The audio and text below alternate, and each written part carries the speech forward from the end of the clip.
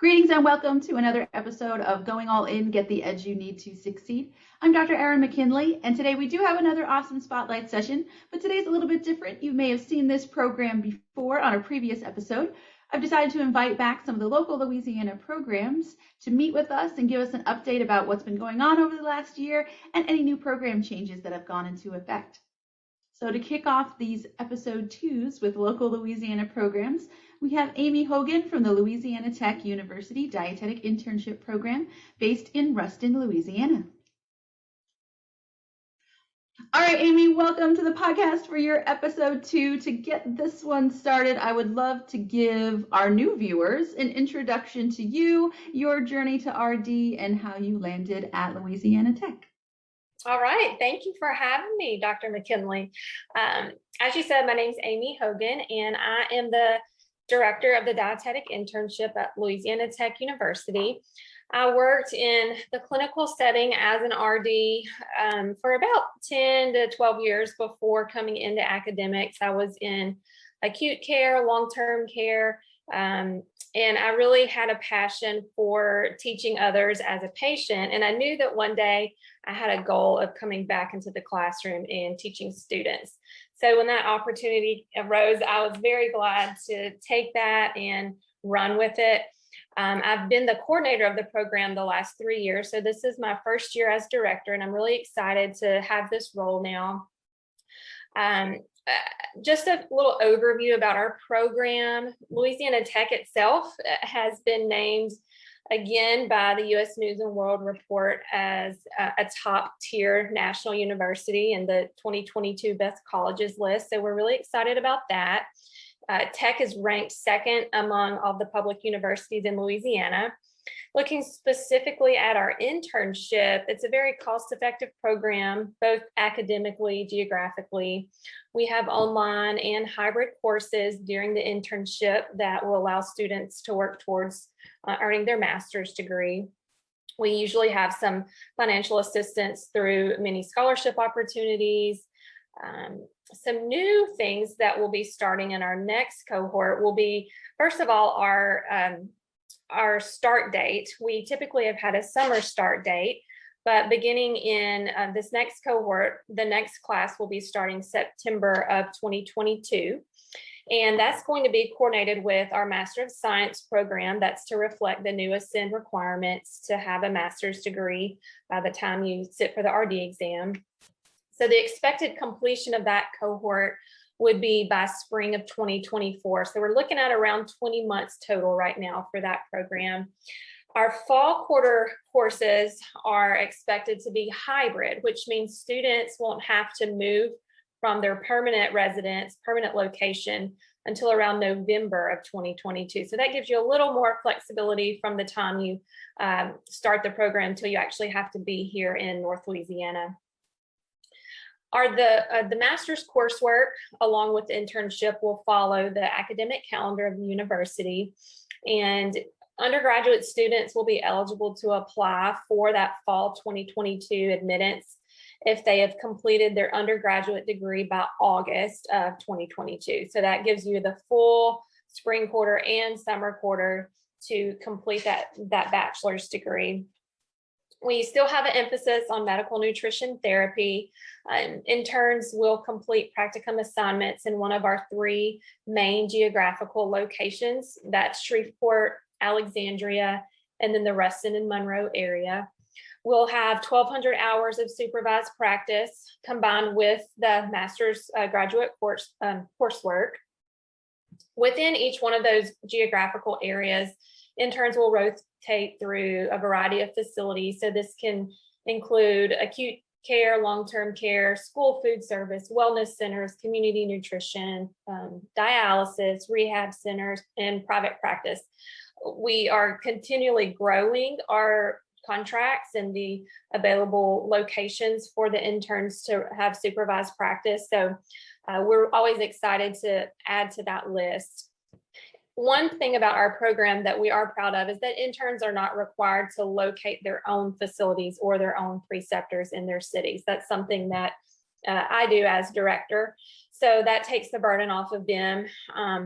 There is also going to be periodic on-campus seminar classes, and that just gives us a good time to all come back together, see each other face to face, and do some of our seminar type competencies that don't get accomplished in facilities. New this year and in future years, I've got a goal of putting a greater emphasis on RD exam prep. We, of course, want all of our students to pass the RD exam successfully on the first try. I'm incorporating a new mandatory RD exam review course along with the CDR test prep resource that is provided through them. So we will have practice exams throughout the year to work towards that one culminating exam to successfully finish the internship. And that's about it for me right now. Do you have some questions?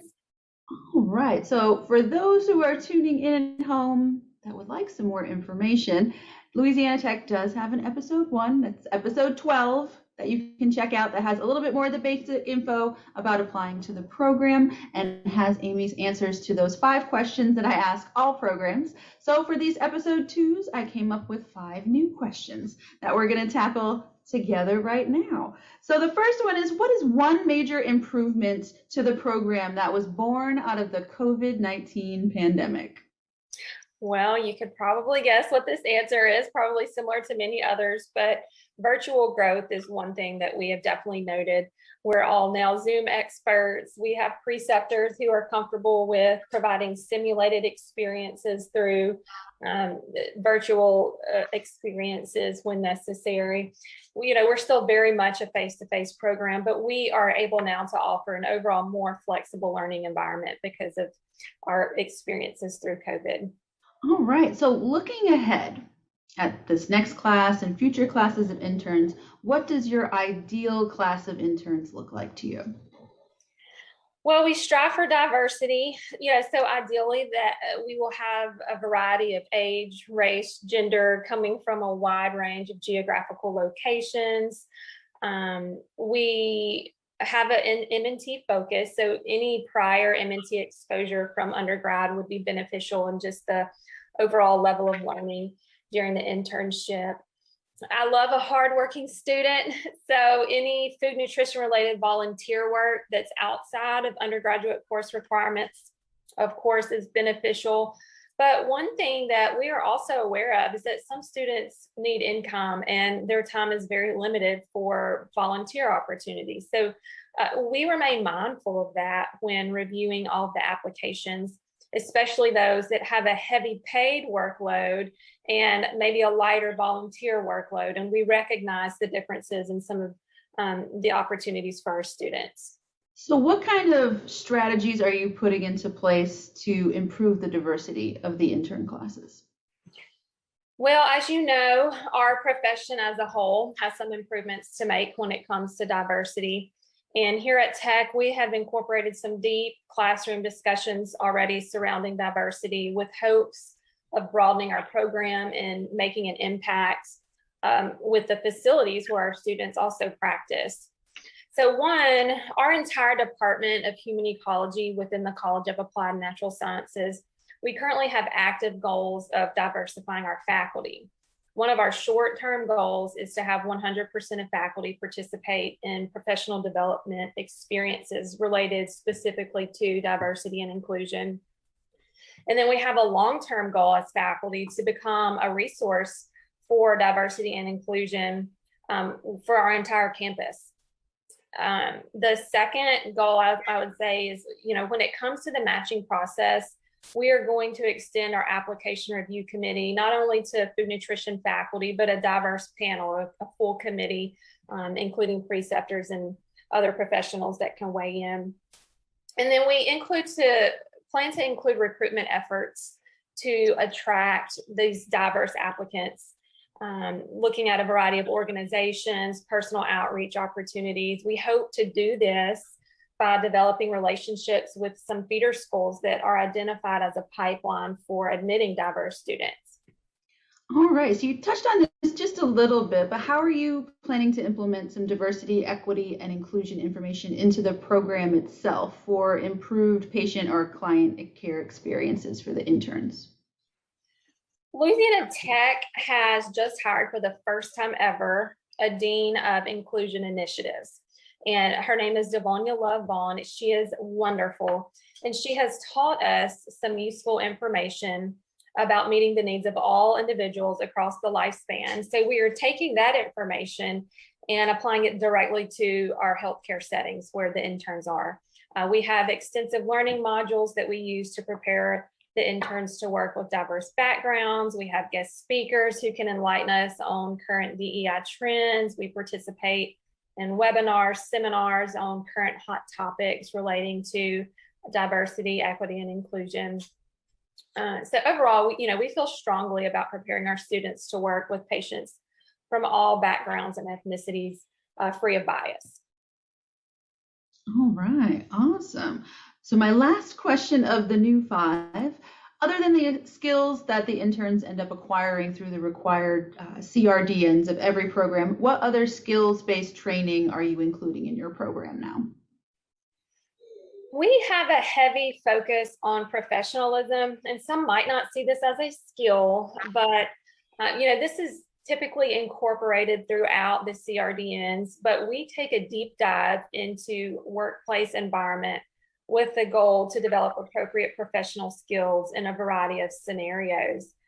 These are items that most interns typically don't come prepared for because they've always been in a classroom setting and very few have actually worked in a healthcare office. So making that transition to a professional, it's not always a natural process. So we take it upon ourselves to bridge that gap. And this can include not only professional behavior in an office setting, but resume writing, just being prepared overall, exploring what it means, emotional intelligence, having interview skills, how to construct a professional email, how to talk on the phone. So all of these professional attributes we want our students to have as entry-level RDNs. All right, that's awesome. You'd be surprised how many folks do not know what to say when they answer the telephone or how to say it, those sorts of things. I love that you're going to be focusing on that.